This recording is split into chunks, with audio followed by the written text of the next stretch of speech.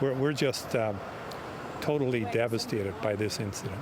A first-degree murder charge has been laid in the stabbing death of Burnaby RCMP Constable Shaelyn Yang.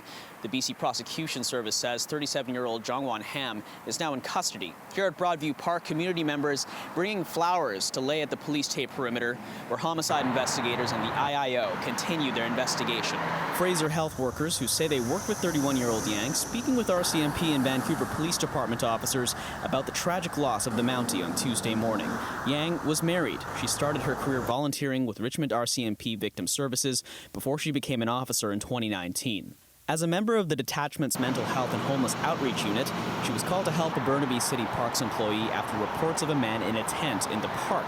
And the IIO says it has CCTV footage of the altercation that led to her being stabbed.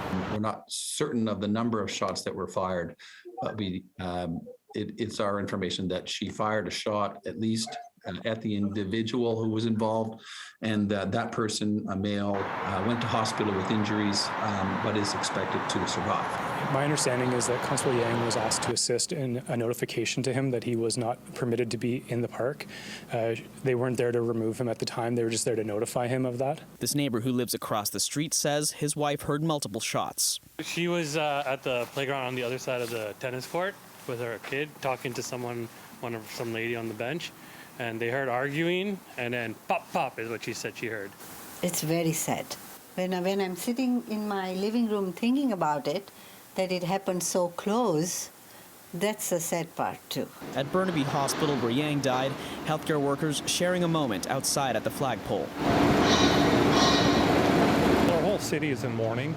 Our staff are devastated. We're going to be here to support all of them, stand shoulder to shoulder with our RCMP and with our own staff who are so affected by this as well. The IIO says its investigation will wrap up in a matter of weeks, and the suspect will be in custody until his court date on November 2nd. In Burnaby, Kier Junos, City News.